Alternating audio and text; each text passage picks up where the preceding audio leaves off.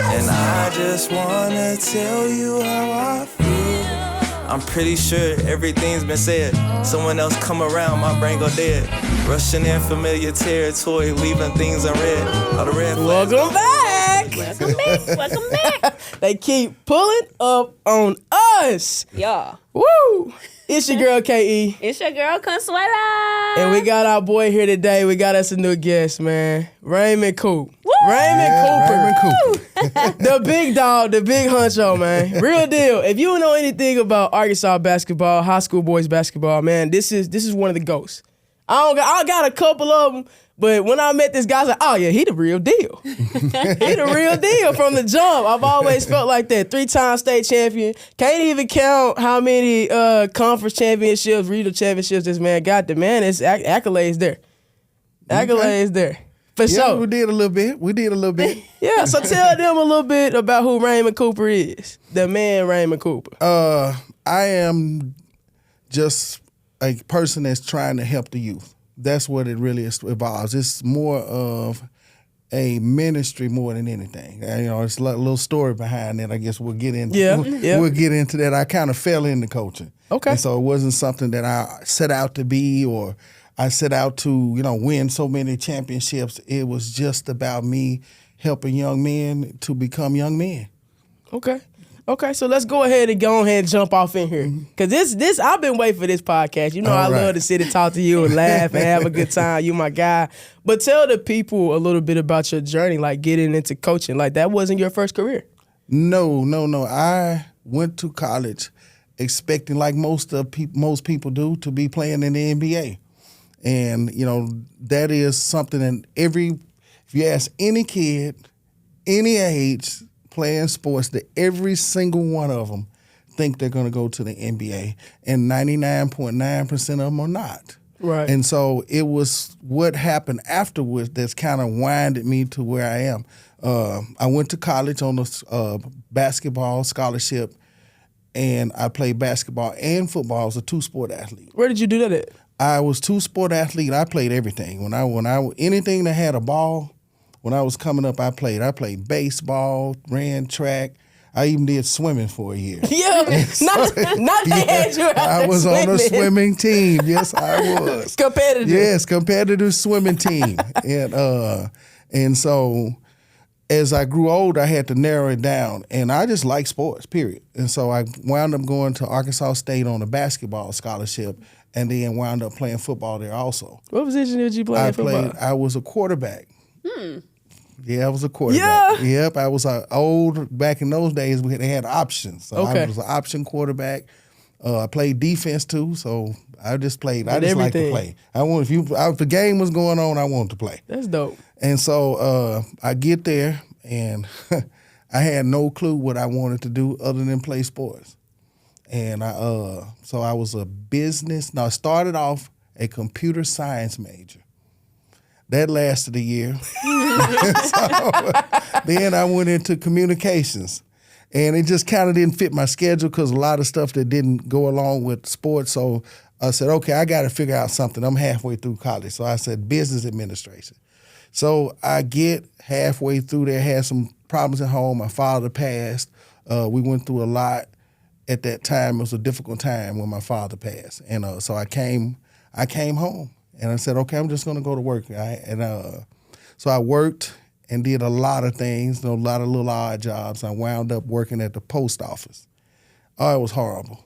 I hated every minute of it. I used to almost get sick when it'd be time to go to work. It make your head hurt, huh?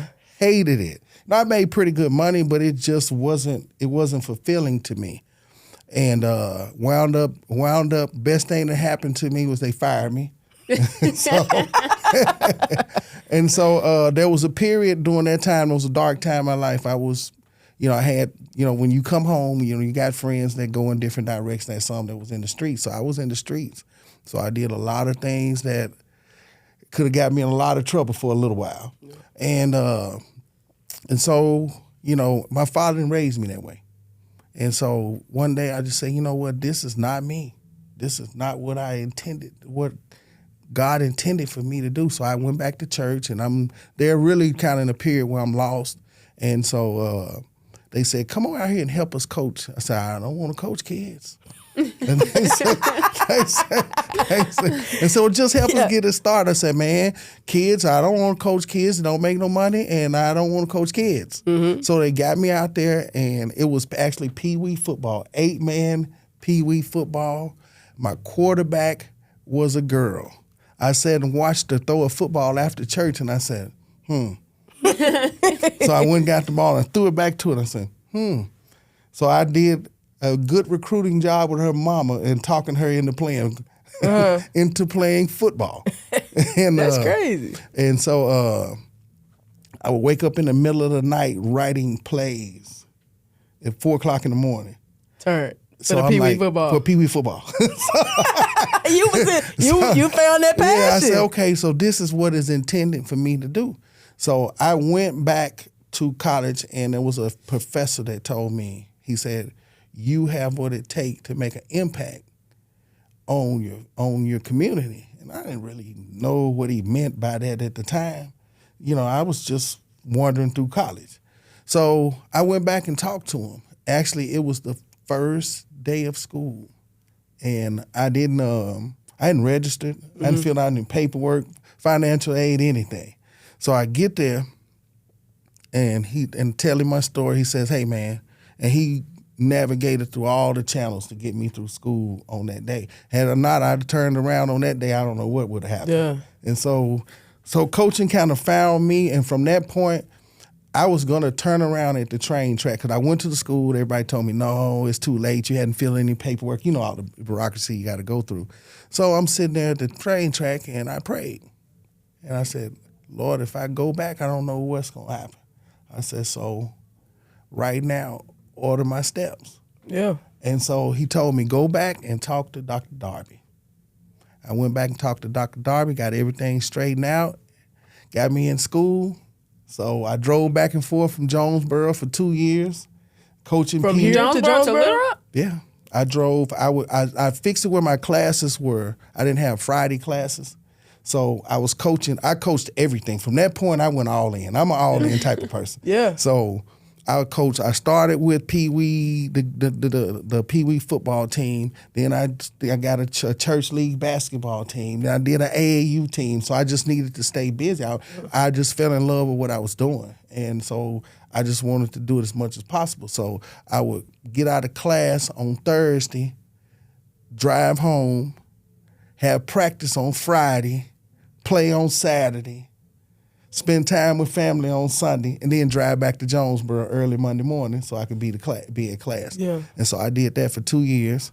So let me ask you a question. You was, because that's a lot of commitment. That's If some it's what I'm dedication thinking. right there. You would go up there Monday and you would come back Monday evening, or you was up there all week until I would Thursday? stay all week. I would Okay. stay Monday to Thursday. Okay. And then I would You had drive. your own spot up there, or you was staying with a partner or something? No, I was staying in the dorm. In the dorm. I Okay. stayed in the dorm. You was committed to come down here to coach. Yeah. I mean, I knew that, okay, once I finally knew what direction that I wanted to go in, I said I wanted to learn as much as I could, and I wanted to stay busy. And, just sitting, they used to call me the old man when I was on campus. I was 20, early 24 on the 23, 24 on the college campus. You old man now. So the kids would kind of tease me, and I did a little bit hanging around with some of the athletes, talking to them, and so they called me the old man. Yeah. At 23. That's dope, though. That's dope. I mean, it's a little bit out of the eye because most people think, by the time you're 23, you need to be graduating. But God got a different path for everybody. Yeah. So that's coming. That's coming. So tell us a little about, we're getting into, your now part, right? You work at Mills. Mills is big time for basketball. If I'm not mistaken, I even said that the football program been ranked #1 coming into this season by some little small little social media outlet, but that's big time, right? Tell us a little bit about the demographic of the kids that you work with and the barriers that they face and the challenges and how you and the administration have to work together strategically to actually help them achieve their highest abilities. Well, I love Mills. Mills is a really a great place that that a lot of people really underestimate. A lot of great things going on at Mills, but also it's also in a community where it's socioeconomic are not so good. Right. And, you know, and that's where I came from, that type of environment.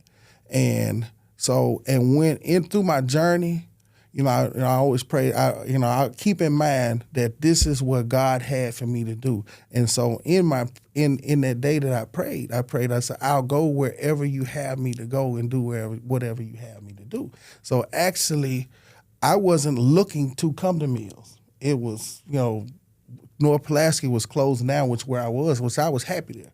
And so the job came open, and the principal told me, he said, man, you need to apply for this. So I applied for it and get it, and then I come in. And one thing I try to do is I figured out that everybody that plays sports, they're not going pro. That's a fact. At sports. But you're going to have to be a professional something. Mm-hmm. And that 99% are the ones that I try to reach. The 1%, if you're going to be a professional athlete, you know, a lot of that was what God had intended for. We just guiding them a little bit here and there, but they got it. They got it. Yeah. And so that 99% has got to do something else. And so I want to teach them the principles and the discipline that it takes to be a professional at whatever field that it is. So it's bigger than sports for me. And so sports is what we do. But the lessons that we learn, we're going to put the ball up one day. Everybody puts the ball up, no matter whether you go pro or not. And I have friends that play professional sports. They have jobs. Some of them I've coached with that nowadays, you know, now that sports are over with, they're doing what all of us do. So I want to try to reach as many kids as we can and keep them away from the streets, keep them away from making negative decisions, and figuring out what their path is, because that's what a lot of problems are with youth, is especially young men. They don't know what they want to do. Facts. And a lot of times that's where you can get into going into a negative direction. Right. And so that's the number one thing. That winning comes secondary. Yeah, I believe if you set goals, you do things right, you keep God first, you don't give up when adversity. These are principles of life that will help you succeed in anything that you do. And these are the things that I preach to my kids daily. And I'm sure they carry that on.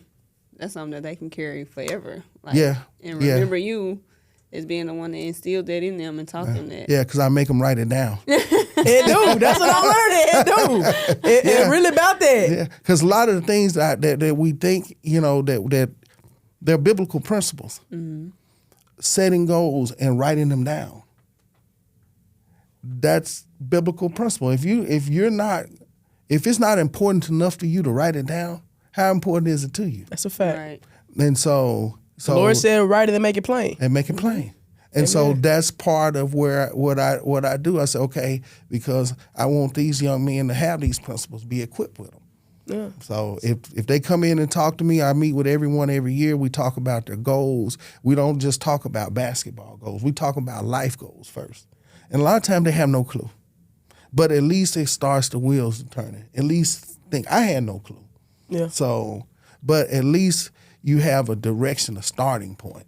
Right. Because even when we think we got a clue, it's only minuscule compared to what God really got for you. Yeah. Mm-hmm. So as you talk about that, like, let's get into it a little bit more, because when people see a basketball coach, they see us out there yelling at the kids. They see the X's and O's. They see the win columns. They see all that. But when you become a coach, you are so much more to these kids. Like, you become potentially a father figure or a mother figure or some sort of role model and mentor to them. Tell us a little bit about how that has been in your experience, especially in a low socioeconomic community, when you know some of these guys may not even have dads who are present. Yeah. Mm-hmm. Well, I started out coaching kids with a majority. We started with 8 men. The next year we had almost 90 kids.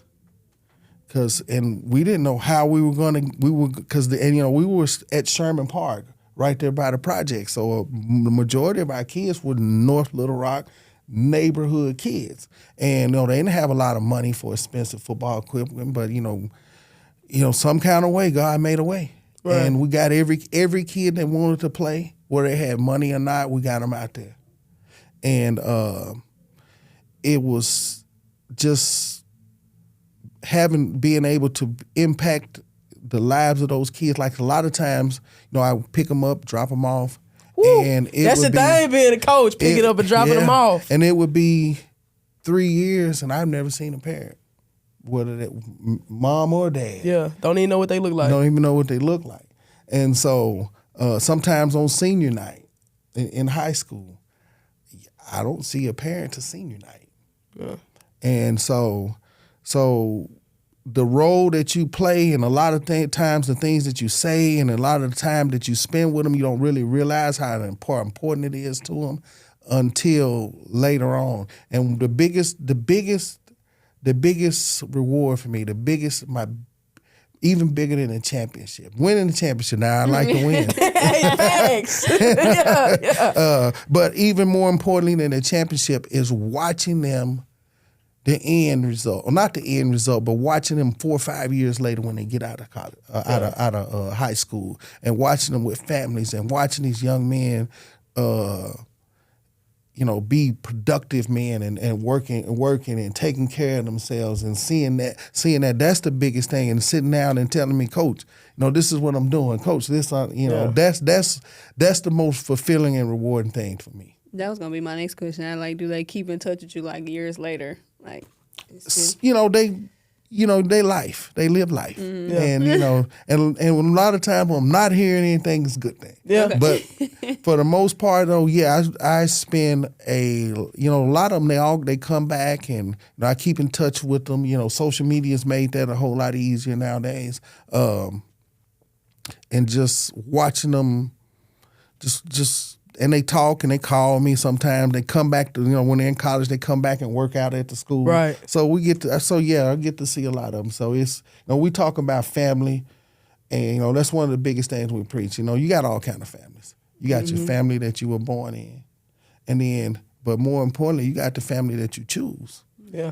And that's a big part of family too. And so even though we may not be related, but I look at all of them like we're family. And so family may go off for a little while, but the connection's still there. Yeah. Yeah. So as you talk about family and the people that you choose and having that connection with them kids, and they constantly reaching out, you've lost a few players before. Talk about that experience and how that is for a coach, because again, people just see us out there on the basketball court or on the field. They don't know how deep we are embedded in these kids' lives. Talk about that impact. That's a tough one. Unfortunately, that has happened a couple times. And it's one of the most difficult things to do, to see, young life, with so much potential. One of those being my son. And one of the biggest things that helped me through that period was my former players. My family was there. Yeah. I got a good family. But also, too, I think one night it was probably 40 or 50 former players at my house. Yeah. That came to support. And just to be there for me. So that that kind of put it in perspective, because these guys have lives too. And for them to I didn't even know they were coming. They all got together and they just pulled up on me. Yeah. And boy, that was a blessing. Yeah.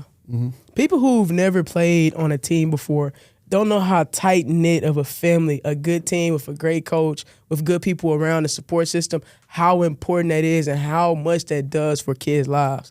When I look back on, and I say teammates, I still be talking about my teammates from high school. And we fell a little short. We went to the Final Four. We didn't get our chip. We fell a little short. But that right there, and we still talk about our head coach, that right there is like a family, like you said, we choose. Those people are going to forever be my people. So I could just imagine what that had to been like, and them all showing up for you in that way. It was special. And then to sit there and listen to them tell old stories and lie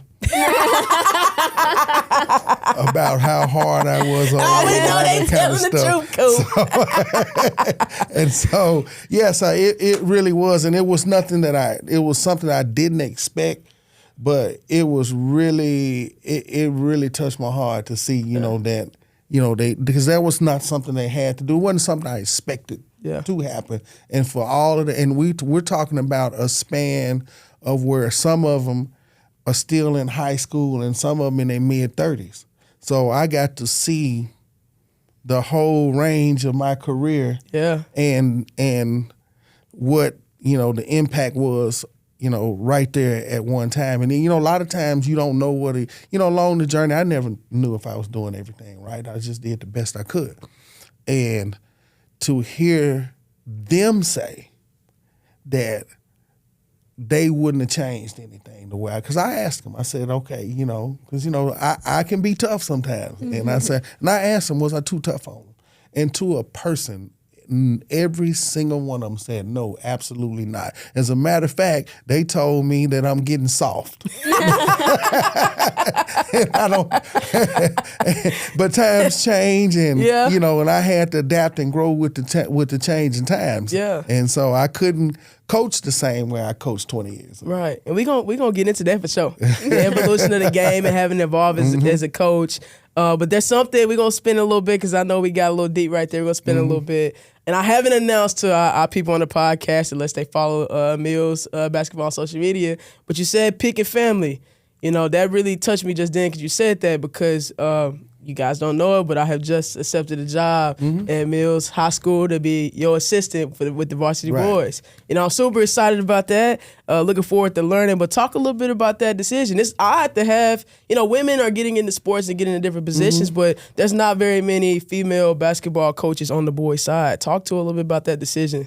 Well, the female part never played into my decision making at all. It's like when I saw that I had the girl playing Pee Wee football. She could throw the football.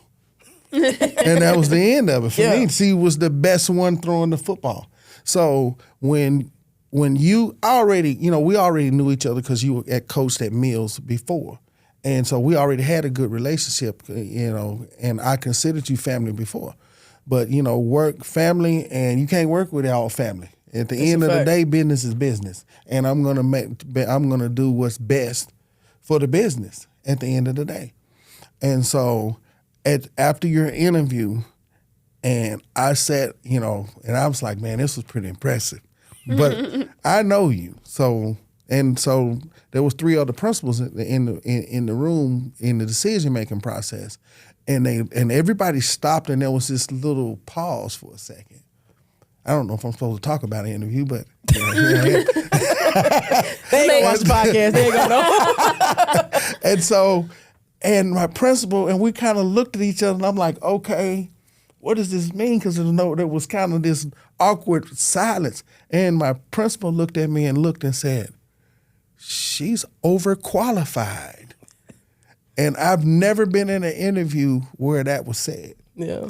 It was impressive, and your resume speaks for itself, but also your knowledge and your vast skill set. There was nobody that had the skill set that you had, and so with all the things that you can do, like this, for instance, and now basketball, running a good program has become more than just the basketball part, which I already know, that part too, but it's the other things. It's social media. It's, it's so much other things that you have to do. The technology part, the analytics. It's so many. Now basketball's evolved way more than it was when I first started.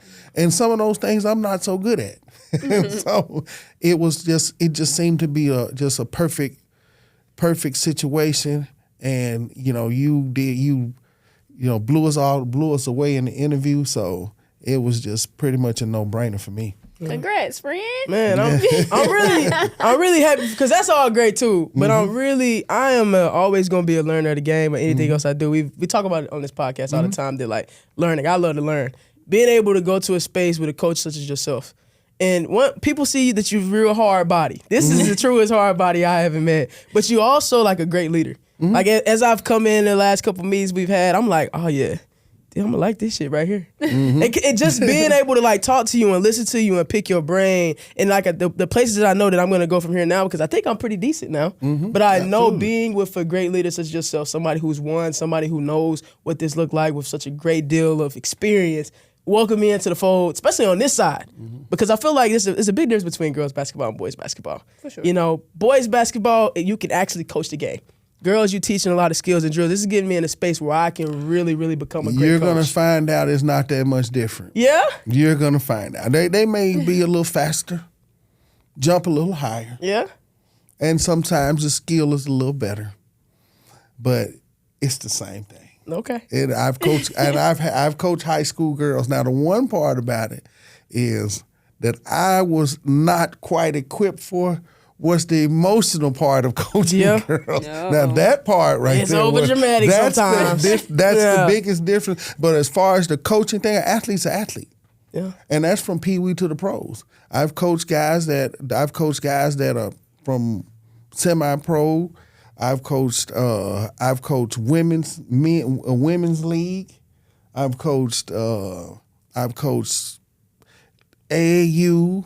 I've coached all the way down to 6-year-old. And the 6-year-olds are the best. Yeah. Yeah? 'Cause- What make you say that? because they actually the older they get, the more they think they know. And the more they think they know, the most difficult one to teach is one who thinks they knows. That's a fact. And when the younger they are, they come to you with a blank slate, and they think everything you're telling them is gold. And so, Yeah, you can be telling them they don't even know what you're talking about. yeah, They didn't do it. Yeah, you can tell them the wrong thing, and they'll be okay Yeah. with it. Yeah. And so, but what I figured out, I want to touch on the tough part, and I coach tough, but because it's love. Absolutely. Because life is going to be tough, and like I said, I'm not talking about basketball. Life is going to be tough, and you're gonna have to face it. And so, the best thing that I can do is equip them. And sometimes you can't teach tough lessons easy. That's a fact. Sometimes a tough lesson takes a tough lesson. But here's the thing that what happens is that what a lot of people don't see the groundwork that is laid. The number one thing is love. Amen. When you show a person that you love them and you mean the best for them, you can get the most out of them. And so when I'm pushing them and they say, well, why is he not upset about that? It's because the love that has been shown first. Right. And so, and I'm going to demand, I don't have a whole lot of slogans and all these different sayings. It's just real simple, 100% every day. If you give 100% every day, you're going to wake up and find yourself in a good place sooner or later. That's a fact. Because all you have to give is what can you ask for more than 100%. Right. And so now the problem comes when they don't want to give it. That's a fact. Because I'm demanding it. And so, but at the end, they know it's what's best for them in the back of their mind. So they accept the way that I coach. And then as they become more deeply into the program, they not only accept it, they embrace it. And that's where you find greatness, is you find when Embracing you embrace tough. your full potential. Yes. And that's all you can ask. Your full potential. My full potential may not be as good as yours, but it's the best that I got. You got. And when you give the best that you have, then you lay your head down and say, pleased and well done. Amen. And we'll get up in the morning and Boy, now you and wipe preaching, the boy. slate clean and start all over again. Facts. Now you're preaching, and that's what I'm really looking forward to, man. I want to be in a family with those ideas, you know, and we live by that, and our kids are growing. That's what I'm super excited about that. Well, I want to, I don't know if say correct, but I want to make this clear to you. Where you're talking about learning from me, I'm expecting to learn from you.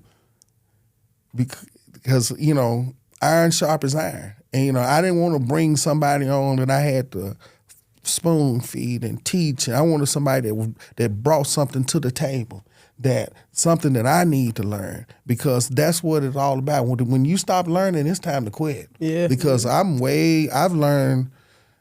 continually learning. I don't know everything there is to know about basketball. And so I continue to learn. I've had to evolve, because I believe this, times change and things evolve. And you're either going to evolve with them or become a dinosaur. Mm-hmm. And I've watched that. That's one of the things I've watched with coaches. And, and I've watched, the trajectory of their careers. A lot of them tail off in the end because they stopped learning. They thought they made it or thought that, I've done this and I've got it all. And there's too much to learn. So when you stop learning, you stop growing. Yeah. And so in the time when I want to stop doing that, it's time for me to stop. Yeah. And so I'm expecting a lot to learn from you. Well, I'm looking forward to being your partner. I'm excited about it. I think we're gonna work well together.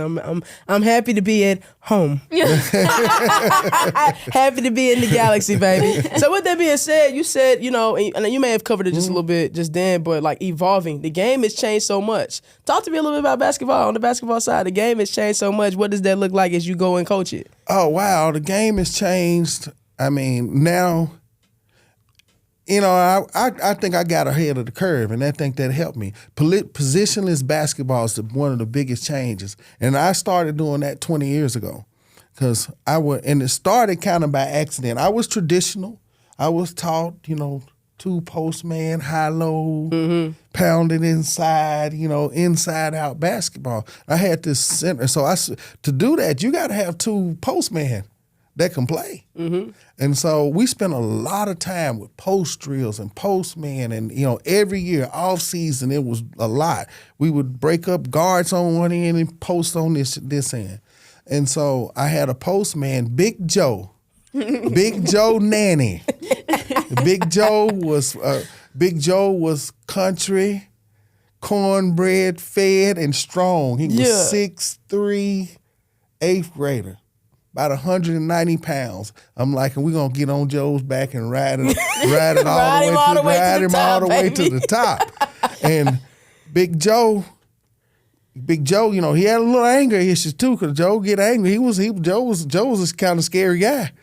So Joe missed a layup and punched the wall and broke his hand. And I was like, oh my God, there goes my season. So I said, okay, I've got to do something different, because everything we were doing was centered around him. Now I got one postman. So I said, okay, but they were multi-skilled. I said, what we're going to do is just play 4 out, 1 in. And then when that postman goes out, we got no postman. Then we're going to play 5 out. And so I had multiple guards. So I said, no, guards are easy to get than postman. Every year I can have good guards. Mm-hmm. Every year I'm not going to have good postman. So I went totally away from the 2 postman concept at that point in time, and we opened it up. I said, okay, so we'll just speed everything up because I'm small. And then once we started doing it, I started liking it. And so we added the defensive concepts to it too, so that we have complementary basketball. So if I'm going to play fast on offense, let's make everybody play fast, and we'll play fast on defense. And at that time, there were very few people playing that way, and they called me crazy. Yeah. What is this? I would read the little message boards, and this is nothing but glorified AAU. And this is not going to work in high school. Because they can't stop it, baby. This is not going to work in high school. And now I look at it, and everybody's playing that way. So I guess they can thank me later. Okay, Drizzy. BBL Drizzy. Aside from like the plays and positions, what's like some of the major differences that you see just like in kids in general? Because they have changed, like parenting has changed and all of that. So, oh man, the kids have changed so much, and the way the dynamic of the parents has changed so much. When I first got to Ridge Road, was my first job out of college. The kids were so in love with the game, and they would run through a brick wall. I would have to break trials out into 2 to 3 days, because we would have 100 to 150. Sometimes I think the most I had was 160 kids try out. That's crazy. At a middle school. Yes. So there was no way to narrow them down in one day, to get from 160 down to 15. Yeah. In one day, you couldn't do it. So I would narrow it down and then narrow it down, and I would sit there a lot of times agonizing over who to keep. And so I've always been a Saturday morning person. I've always practiced on Saturday morning. So we would practice on Saturday morning, 8:30, 9 o'clock the latest. And I would notice that I would pull up, and kids would be sitting outside waiting. I'm thinking, maybe parents dropped them off. Come to find out they were walking. They were walking from off of Pike down by the railroad station, Union Pacific, all the way to Ridge Road. That's crazy. Like 3 miles. I don't know what that is right now. It's like 3 miles. Yeah. And this is early morning. Beating me there at 8 o'clock in the morning. Open that gym, coach. And I didn't even realize it until I asked one of them. I said, he was just, and they called it walking the tracks. They would walk along the train tracks to get the practice. Then after practice, they would stay and play pickup games after practice and walk home. Kids was committed back then. And so now parents drop them off everywhere. And they come to the gym 5 minutes before, and then they want to get out of there as fast as they possibly can. And now everybody's got a trainer, and they got to go to a trainer to be trained. Well, we did our own training, and I still do my own training, and they got to go pay money. And no disrespect to trainers. I think trainers I want to say are good. I think that there are some very good ones out there, but if you gotta go be pushed, it's not in you. And I think you're going to get a trainer. If mama gotta go wake you up and make you go to training, and mama gotta wake you up and go to practice, and mama gotta, then it's not a passion for you. And that is the biggest thing that I see is a lot of times the passion has been replaced, and then you got the advent of social media. And now it's instant gratification. So Johnny scores 2 points in a 6th grade game, and there's 17 posts with the 2 points that he scored. Yeah, with the one little shot he made. When Johnny should be in the gym getting some training. Do you hear me? Instead of posting about that. And that's the big, and then that's thing. And then the parents being involved. Used to be the parents was coach them. I trust you. There's very few coaches that intentionally do things to hurt kids. Right. But now parents want to put the shortcomings of the kid on the coaches. Yeah. Because here's the one thing I figured out over 20 years, that the really good ones don't need a lot of coaching. So don't. So, because they're out there motivated. Those are the ones that are doing all those extra ones on their own. And now, whenever you coach a kid, the parents feel like that you're picking on them. And I have to be, ma'am, I ain't that interested. I got a whole life. Picking on your kid, that's weird to me. Mm-hmm. Like, that don't make sense to me. You think an adult. They all think their kid is the best. Yeah. They all think their kid the best. Facts. And they finna come talk to you about playing time too. Well, Damn, that's probably. Did you not watch the game? Yeah. Real deal. Well, that's because you got so many of them up there with their phones and cameras wanting to post something. Yeah. And living vicariously through their child. Mm-hmm. And when at the end of the day, they got even the parents, the parents get what I call the fever, the scholarship fever. Yeah. When they get in high school, and this scholarship, and especially with the NIL, and now guys even announcing what high school they're changing from, and all these different things, and they don't realize that. And everybody's looking at this NBA and realizes there's only 450 of them in the NBA. There's only been 4,000 in the history of the NBA. 4,000 people in the history of the NBA. You got a better chance of going down and buying you 5 Arkansas lottery tickets and becoming a millionaire that way. But they don't get it, and they don't get the numbers and the statistics, so everybody's got this fever to get the scholarship. Now you add the NIL, and they're giving that money too. But at the end of the day, they're going to work. Mm-hmm. Little Johnny is going to work. Finna get a job, baby. So what we need to be focusing on them is learning that nobody's going to give you anything. Mm-hmm. You're going to have to work hard. Everybody doesn't get to play. Everybody doesn't get the job. Everybody doesn't get the promotion. So parents want to come in and fight for them to get all of these things that they didn't necessarily earn. And then when they get out in real life, it just doesn't work that way. It don't. And my job is not to prepare them for fantasy land, but to get them ready for the real world. It's going to be some tough times. There are going to be some hard times. And you're going to earn every second that you get on that court. If you're not out there giving 100%, you are going to sit down. Amen. And some people have difficulty with that because I don't care if you're the star, you're going to sit down. Baby, don't matter. And on the job, they don't care if you graduated from Yale with a 4.0 grade point average. You're not performing on this job. And you done, Then buddy. you're done. So accolades, they mean nothing. Job performance. And that's what I go by. Job performance. Job performance. And job performance is more than just what they're doing on that court. I'm real big on that classroom. Baby, cut up in there if you want to. Have bad grades in there. You got missing assignments. Yeah. What we talk about? That's what you come to school for every single day. Being out here on this team is a privilege. Yeah. And we got a lot of people who they get upset because you holding your kids accountable. They got to run because they grades. Yeah, it's extra conditioning. They finna get this extra in because they grades is bad. Because at the end of the day, my job is not to prepare you for the NBA. My job is to prepare you to be a professional. Amen. And you're not gonna be able to not turn in assignments and not be where you're supposed to be and be on time and be respectful. These are the principles that carry you through life. Right. And don't care what field you go in. Right. Big on it. I love it. I'm super psyched. I can't wait.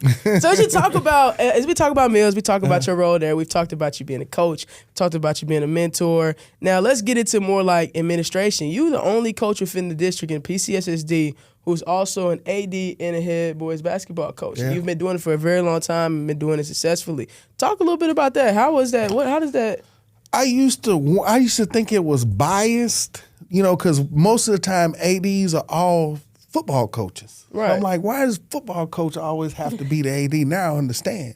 Because AD job never stops because it's always something going on because you're dealing with every sport. And football coaches coach from August when they start spring practice, and then they're done by November. So the rest of the year, they're not in season. In basketball, you start in August, and you're not done to March. So there's never a downtime. So it's constant. It's constant. It's something going on constantly all the time. So now it makes sense to me why the majority of them would be football players because of simply the time that it takes to get the job done. But I've been able to navigate it, get some systems in place. Time management is key. And, so I've just kind of figured out how to make it work. Yeah. Yeah, you've been juggling a lot. I'm coming over there so I can see. Yeah. So I can figure out how to make that work for me. All right. Well, guess what? Already. Exactly. I'm ready to learn from you. Yeah. It's up, baby. It's up. We're going to be a great partnership. So let's get into a little bit of this or that. Okay, this or that. Here We're we getting go. ready to wrap it up. I want to have a good time with Here we this go. because I want to know. Yeah, all right. I want to know. This or that. MJ, Kobe, or LeBron? MJ. Okay, go ahead. Talk to me.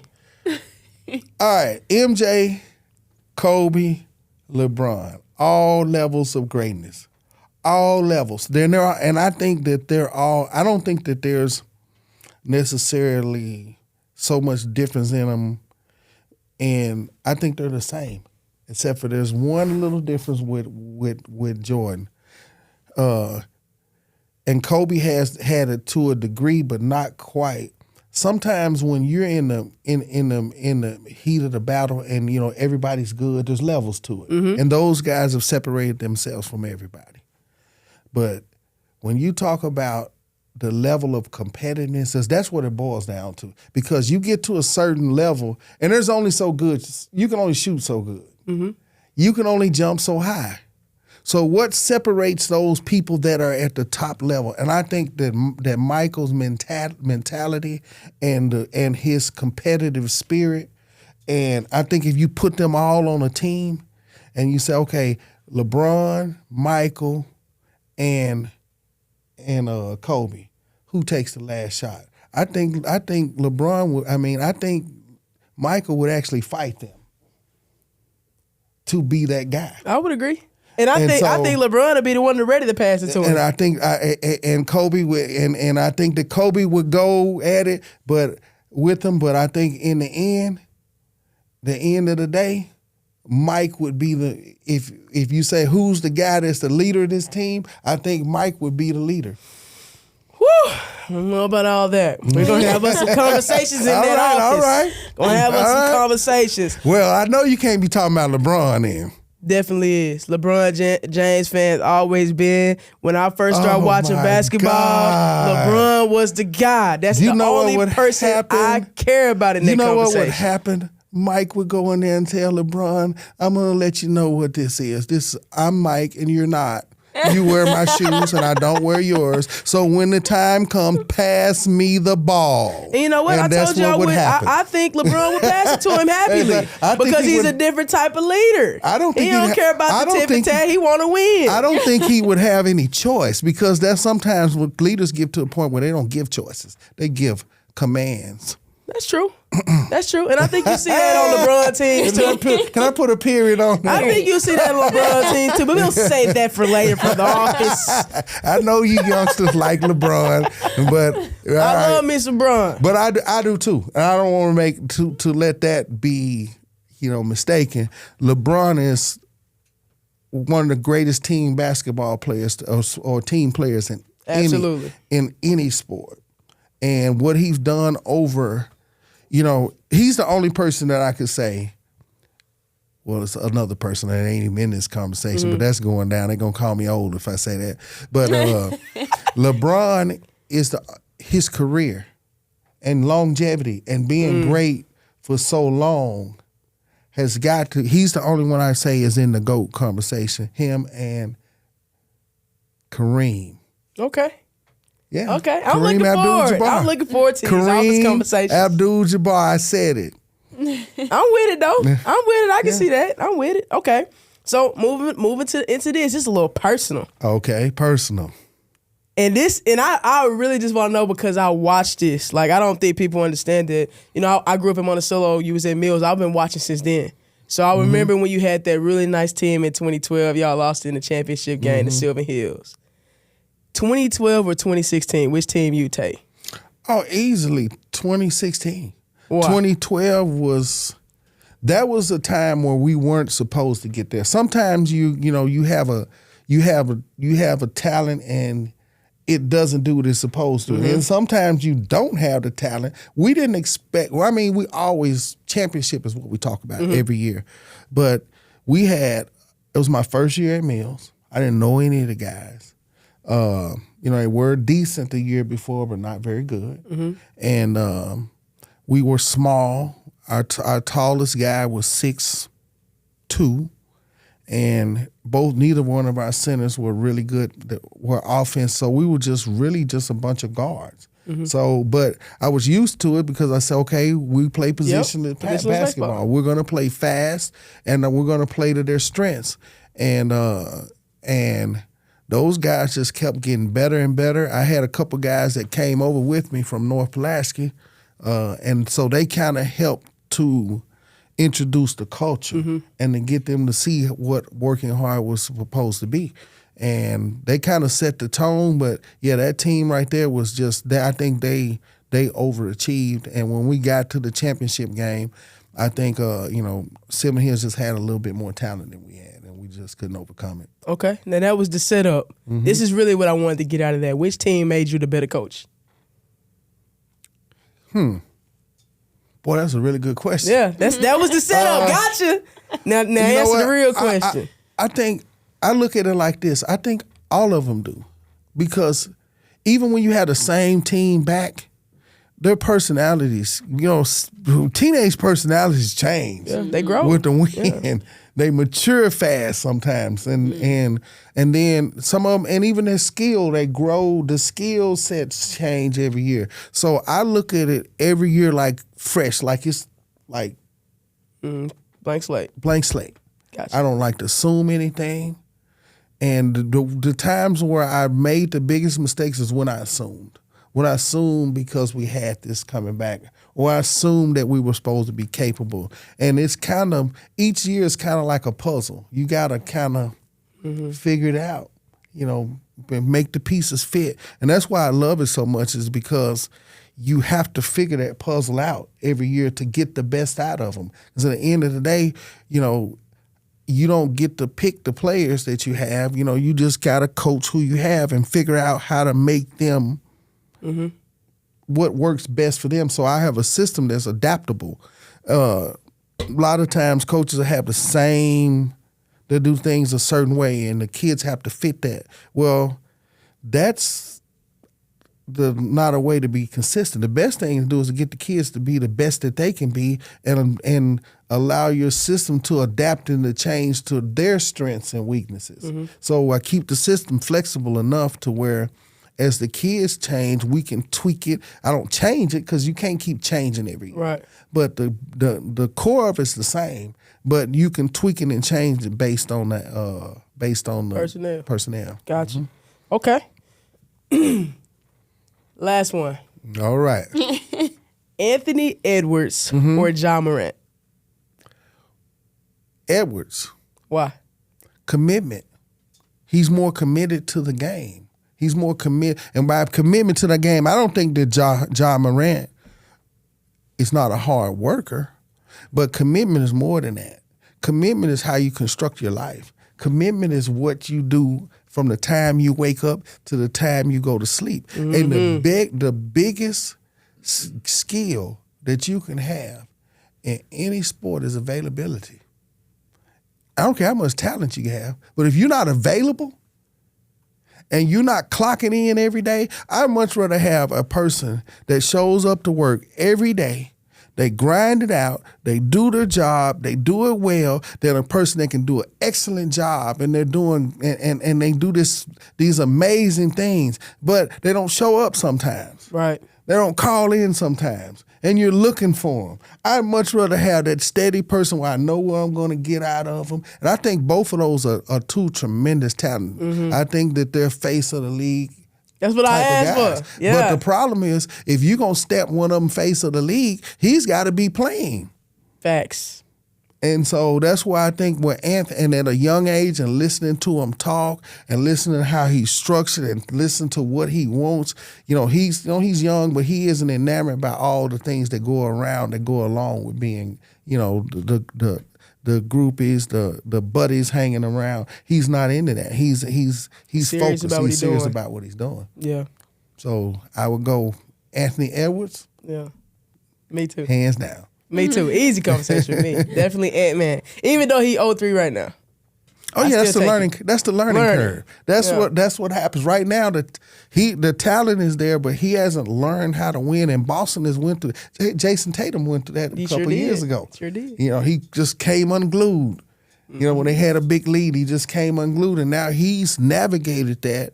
And now in those crunch time moments, he's telling his teammate, "Stay calm. Let's have a good time." But he couldn't do that because you hadn't gone through that, and he's just got to go through his too. Right. But he's something else though. He's coming. He is coming. Most definitely. All right, now, Consuela, tell my boy about an ick. Let's see if he got one. You gotta tell him what it is. You gotta tell him what it is first. Okay, so at the end of every show, right, we give our icks. And so an ick is just something that really just bothers you, grinds your gears, something that just irritates you, you do not like. So, what is maybe just one thing that you have that you just I can't handle that. I can't deal with that. This could be anything. Coach related. It could be life in general. We do this every episode with our guests. Some you just can't stand and just irk you. One thing that irks me more than anything is when you have parents that will compare their kid to another kid on the team and then disparage another kid to try to elevate your kid up. Elevate their own. That literally drives me absolutely. And it destroys teams. It do. Because you pit the car ride home is the worst thing that can happen to a kid. And when I think back when I played, and I used to wonder why my dad did this, and now I get it now. I would ask him, and, I was good in a lot of sports, so I would ask him, sometimes I say, if I had a really good game, I'm looking for that, that pat on the back. That pat on the back. and I say, how do you think I did? He say, how do you think you did? And that was it. Yeah. He would never give me feedback. He would ask me, how did I, and I thought about it. That was the most important thing, is what I thought. Because I know when I gave 100% and when I didn't. I know, and I didn't need validation I didn't need outside validation. Mm-hmm. So it made what I did, my successes and my failures mine. And too many times nowadays, parents want to make excuses for those.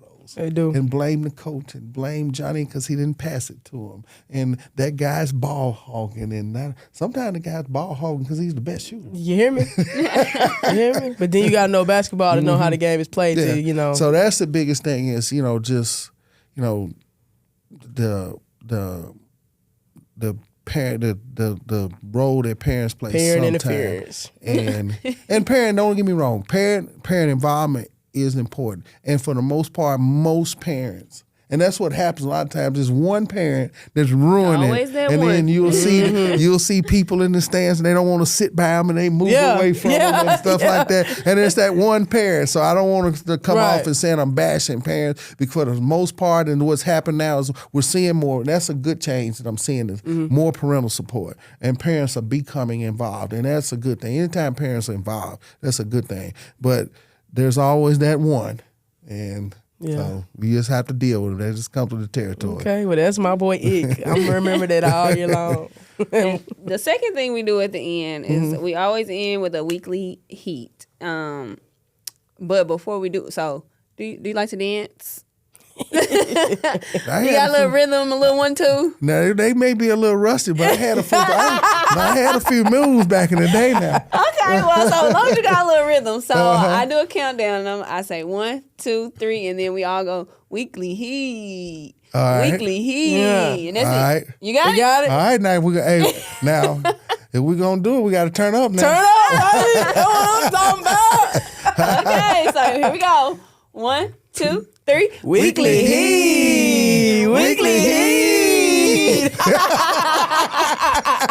Now that done turn me on. Here we go. What you got for us this week? So this week, I really just felt good after our conversation, man. I'm really super excited again to join the staff. I'm excited to be your partner in crime this year as we, Chase. I want you to hold that finger up, because I've been looking at it. Me too. I've been looking at it, man. I'm locked in with you. I'm right here with you, big dog. For real. I'm ready for that. I'm going to tell you what we do.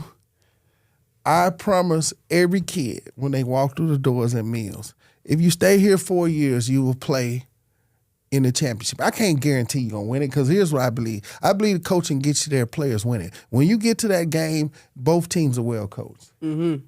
And the players, and your stars have to be stars. Yeah. They got to go play. They have to show up. And so we plan on getting you one. Yeah, we getting there, baby. Getting there. That right there. This moment right now, I want you to remember this, because I'm telling you right now, we gonna get you another one of them for sure. All right. I'm excited about that. Just one?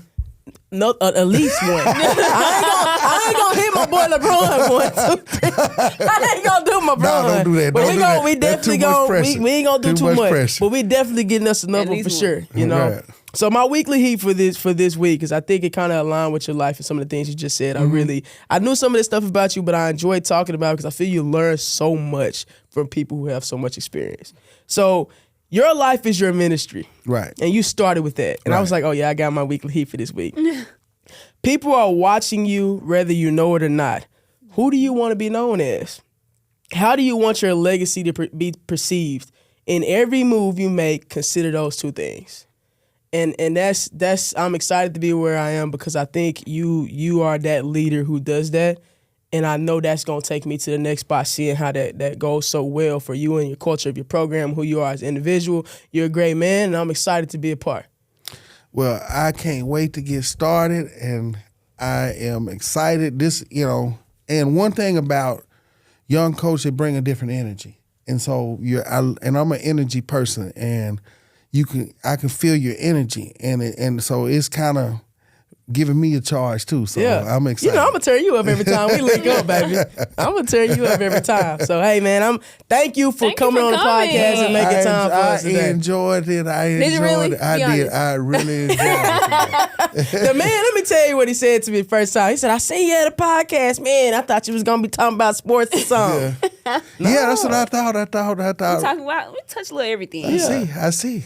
Yeah, we touched a little bit of everything. Now you got to go back and watch some other stuff. Yeah, I got to. This was fun. Yeah, this was definitely fun. Y'all do it. Well, maybe we can have you back absolutely. When you win. Oh, okay. Y'all heard it, didn't you? She gonna invite us back. Yeah, right. And then we're gonna be on this month turned up with the bubbly. We're gonna have to stand up and do the weekly heat on For sure. Well, there's our boy Raymond Cooper. Tune in this season, man. You better follow on Scoreboard Live, because we about to turn it up in this thing. We about to heat it up in the Galaxy, baby. Thank you for pulling up on us, and make sure you come back. Come back, comment, subscribe. Our thing. See y'all next week. I be tempted if I don't get it for my children's children, and that's real.